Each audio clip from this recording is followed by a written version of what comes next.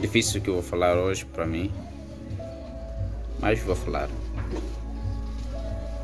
E no final de tudo o que me faz eu falar é porque, como eu tenho dito, sou motivador de sonhos, então quero poder motivar as pessoas a seguir seus sonhos, as coisas.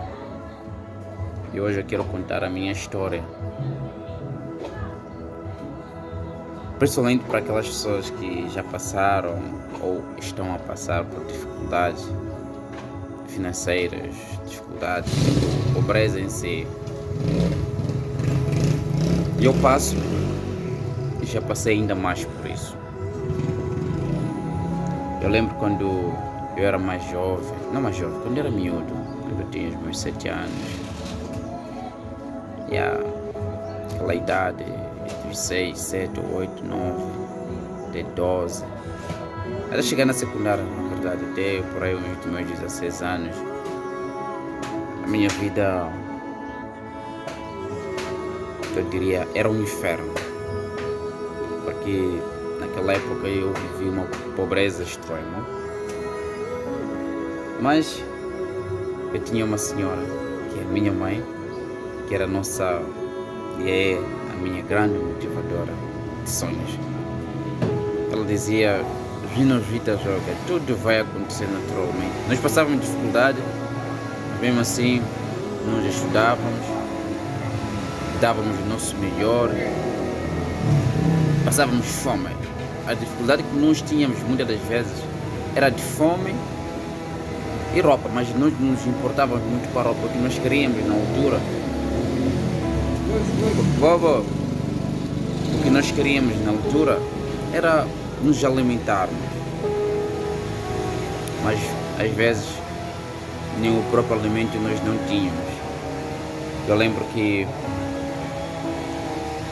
quando era mais miúdo ainda, os meus irmãos mais velhos davam de tudo para que eu pudesse comer. Eles iam na fronteira de Zimbábue, apanhavam botijas. Botijas eu falo de tipo quando vocês tomam Fizz, refrigerantes, né? Então aquelas botijas, aqueles vasilhames que ficam, são esses que eles iam apanhar e iam vender para aquelas senhoras que mediam óleo, petróleo, assim. Então as moedas que saíam na venda dessas botelhas compravam 1 quilo de farinha, às vezes 1 quilo de arroz, e acabou. Dia seguinte era a mesma coisa. De vez em quando ficava-se com 5 meticais para comprar caderno, para comprar caneta, essas coisas. E a vida é assim que andava. De vez em quando iam lá, não conseguiam nada. Talvez as outras pessoas correram o mais rápido possível, já apanharam as botijas e as horas para poder ir na escola já estão quase a dar, tinham que voltar a correr para poder fazer banho na escola.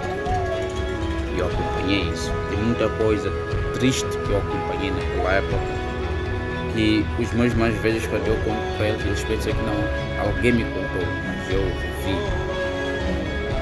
Eu diria que a minha vida foi um inferno.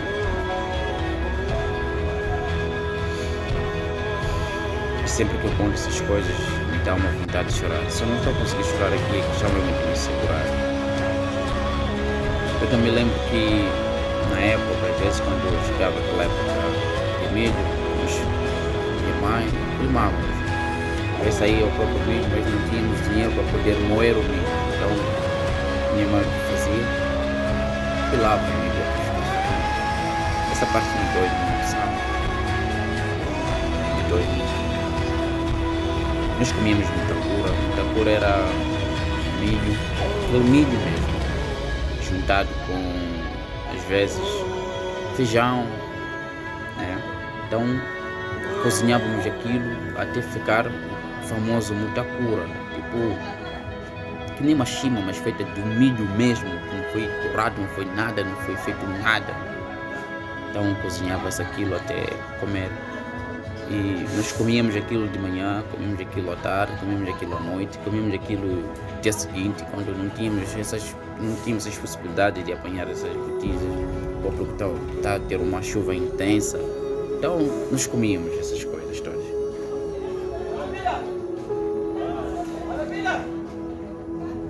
E a vida ia, os meus irmãos cresciam, as oportunidades para poder estudar às vezes estavam em aberto, mas as condições para estudar é que nós não tínhamos. A minha mãe sempre dizia: não, filho, o facto de nós não termos não significa que nós não podemos tentar.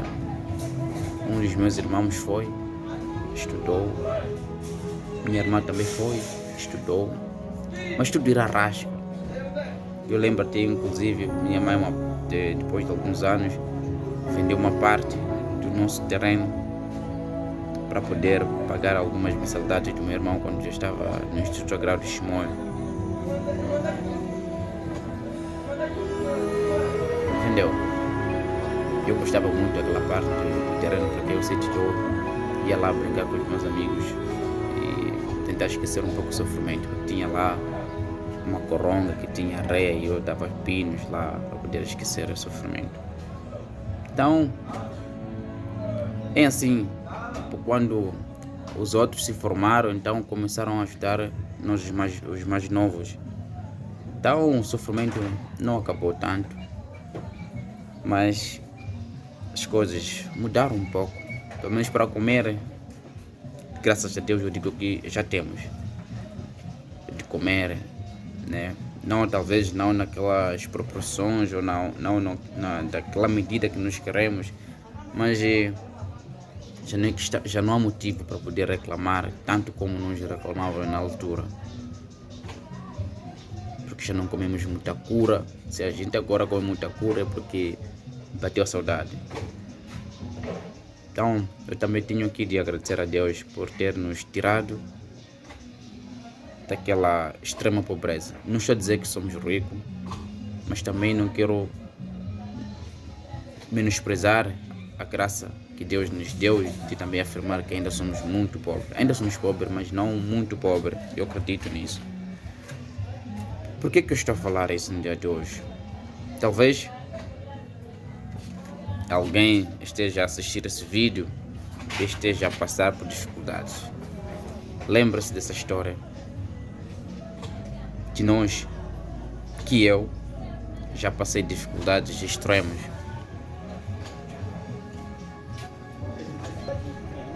Então talvez alguém esteja a se perguntar por que eu estou a contar essa história. Eu sei que no canto deste mundo alguém está a passar por dificuldades que eu passei. E eu quero dizer uma coisa. Tudo é possível. Porque eu estou aqui a me imaginar as dificuldades que eu passei. Eu digo que sinceramente tudo é possível. Então o que aconteceu? Um dos nossos irmãos se formou.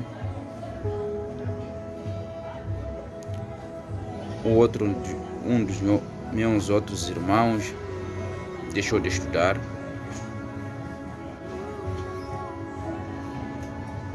E foi empreender. Então começaram a levantar os mais fracos. Começaram a nos levantar, nós que éramos mais frágeis. Começaram a nos dar formação. Mas não significa que já tinham tudo pronto. Não. Porque mesmo dando o pouco que conseguiam, ainda passávamos dificuldades.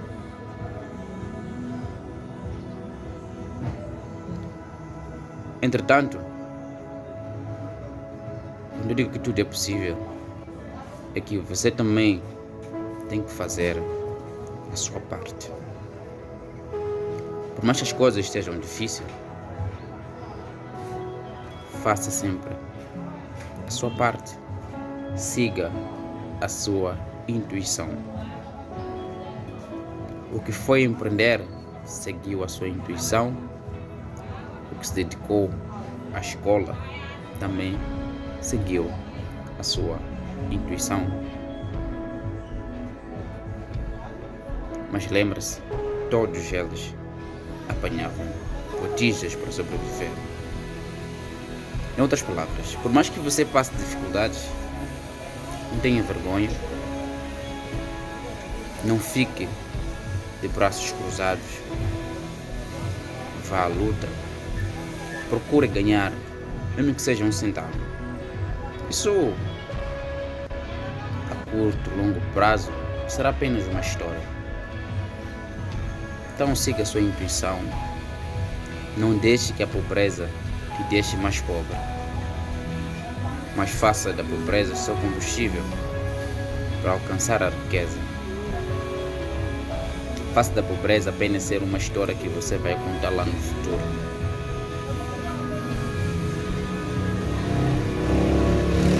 Se esteja a passar dificuldade, siga a sua intuição. Faça o que é preciso sem prejudicar ninguém, acima de tudo. Faça qualquer coisa. Se for para apanhar botijas, que apanhe. Se for para lavar carros, que lave. Porque apesar de eu ter contado a história sobre os meus irmãos que apanhavam botijas, eu também apanhei botijas. Eu apanhei botijas, vendi petróleo como todos os meus irmãos faziam, como todos os meus irmãos me deram também. Nós vendíamos petróleo, em casa vendíamos vela. Eu já vendi um pouco de tudo. Eu já vendi Nicole, o tipo de chocolate que saía. Eu vendia isso na fronteira. Ia de manhã até às 11h30, tinha que voltar para casa correr, fazer banho, da escola, chegar à escola às 12h. Às vezes saía da escola muito cedo, quando eu saía tinha que ir de novo à fronteira para poder terminar, talvez vender mais um pouquinho.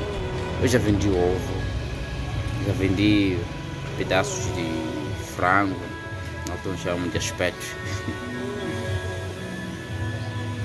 E tudo isso nós vendíamos.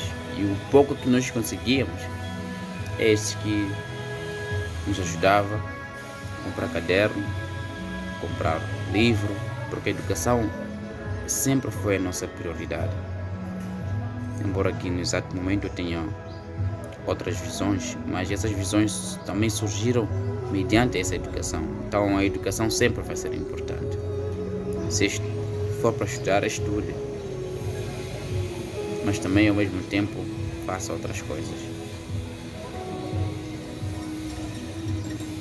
Essa história, para mim, é uma história muito triste sobre o meu passado, que talvez, se os meus irmãos concordarem, eu gostaria mesmo de fazer um vídeo com eles todos, ou fazendo um vídeo para cada um deles a contar a sua versão da história. Mas tudo é possível. E acima de tudo, apesar de estarmos a passar dificuldades, ou apesar de nós termos passado tanta dificuldade na altura, nós nunca esquecemos de Deus. Minha mãe sempre nos levava, quase que era obrigatório. Nós íamos na igreja, todos que eu fui na igreja, não me lembro, se eu nunca fui na igreja, ou seja, se eu passei um domingo sem ir na igreja, porque também era meio desorganizado, até hoje. Talvez é porque não tinha roupa limpa. E a minha mãe dizia, mesmo hoje no domingo de manhã você tem que lavar a tua roupa. Quando secar vai na igreja, se não secar, paciência. Eu lembro que às vezes eu ia na igreja com calça molhada. Sério. Mas foi uma educação que ela nos deu e eu agradeço. Então, nunca desista dos teus sonhos, apesar das dificuldades. Nunca desista dos teus sonhos, nunca desista da tua intuição, apesar também da dificuldade, porque a vida não melhora daqui para aqui. É um processo. Você tem que se focar em alguma coisa. Você tem que se focar, você tem que acreditar em si que as coisas vão mudar. É o primeiro passo, acreditar que as coisas vão mudar. Porque ficar de braços cruzados não resolve nada. Preciso trabalhar. Então eu vou trabalhar porque se eu sou pobre? Tanto pobres também trabalham. Tantos ricos também trabalham. Pouco a pouco se vê longe.